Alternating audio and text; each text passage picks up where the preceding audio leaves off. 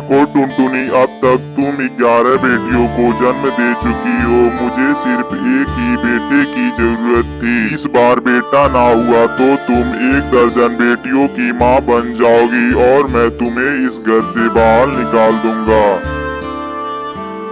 हे भगवान, इस बार तो मुझे एक बेटा दे दो, नहीं तो मेरे पति इस घर से बाहर निकाल देंगे। टुनटुनी अंडे पे बैठी हुई थी, तभी अंडा टूटने की आवाज सुनकर टूनू आता है। टुनटुनी बताओ, बेटा हुआ है कि बेटी? अरे तुम जवाब क्यों ना दे रही हो? तुम रो रही हो, इसका मतलब तुम्हें बेटी ही हुई है।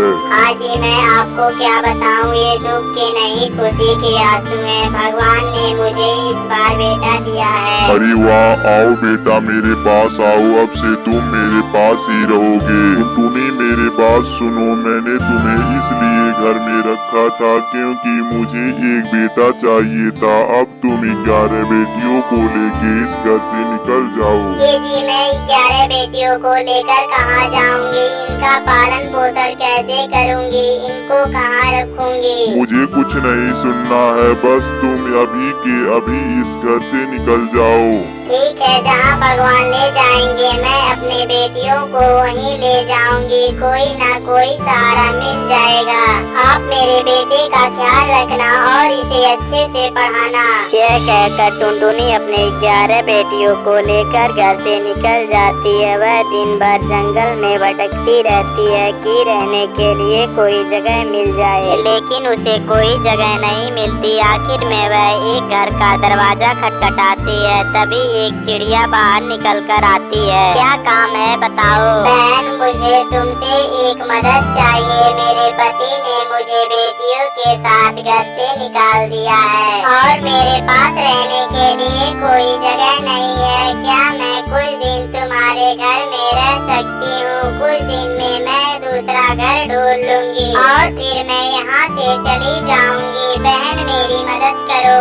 अगर किसी के पास घर नहीं है तो उसे घर में रखने के लिए मेरा ठेका नहीं है। और वैसे भी तुम्हारी इतनी सारी बेटियां हैं, मुझे इनसे अपना घर गंदा नहीं करवाना है। लेकिन तुम्हारे पास एक रास्ता है, बताओ ना बहन, मेरे पास क्या रास्ता है? मैं अपने बेटियों को लेकर कहाँ जाऊंगी?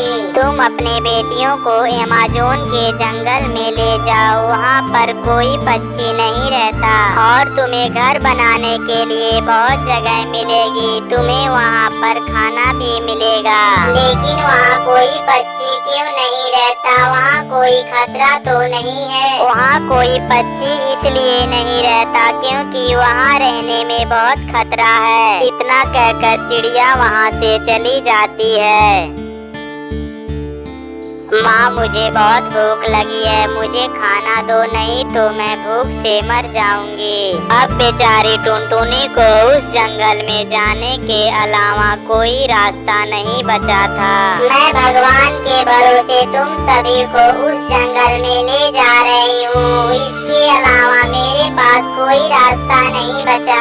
इतना बोलकर टुनटुनी अमेज़न के जंगल में अपने बेटियों को ले जाती है। वहाँ उसे एक खाली घर दिखता है। वो सभी उस घर में चले जाते हैं। मोनी बेटा, मैं तुम सभी के लिए खाना लेने जा रही हूँ। मेरे जाते ही दरवाजा बंद कर लेना, चाहे कुछ भी हो जाए। जब तक मैं ना आ जाऊँ दरवाजा मत खोलना। जब मैं लौट कर आऊँगी तो मैं ये आवाज निकालूंगी, मैं आई, दरवाजा खोलो। ये सुनते ही दरवाजा खोल देना। माँ, जब आप ये आवाज निकालेंगी मैं तब दरवाजा खोलूंगी, लेकिन आप जल्दी लौट कर आना मम्मा। टुनटुनी जैसे ही खाना ढूंढने के तलाश में घर से बाहर निकलती है।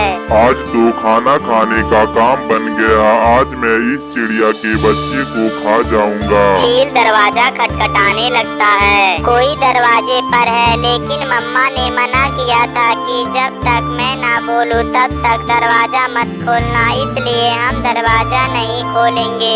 यह लोग दरवाजा क्यों नहीं खोल रहे हैं? लगता है मुझे इनकी माँ की आवाज में बोलना पड़ेगा, तभी यह लोग दरवाजा खोलेंगे। मैं आई, दरवाजा खोलो। मैं आ गई हूँ, तुम्हारी माँ। दरवाजा खोलो बेटा, दरवाजा खोल देती हूँ, लगता है माँ आ गई हैं। अरे तुमने मेरी माँ की आवाज निकाल कर मुझसे दरवाजा खुलवा लिया। चले जाओ यहाँ से, नहीं तो मेरी माँ तुम्हें नहीं छोड़ेगी। तुम्हारी माँ मेरा क्या कर लेगी? अब मैं तुम सबको खाकर ही जाऊंगा। मुझे किसी तरह इसे बातों में लगा कर रखना होगा। हो सकता है माँ तब तक आ जाएं। अगर तुमने मेरे किसी भी बहन के ऊपर हाथ लगाया तो मैं तुम्हें खा जाऊंगी। तुम बहुत बोल रही हो, सबसे पहले मैं तुझे ही खाता हूँ। जैसे ही चील मोनी को खाने के लिए आगे बढ़ता है, तभी टुनटुनी वहाँ आ जाती है। रुको चील, खबरदार, अगर तुमने मेरी बेटियों को हाथ लगाया तो तुम मेरा क्या कर लोगी? मैं तुम्हारे सामने ही तुम्हारी बेटियों को खाऊंगा।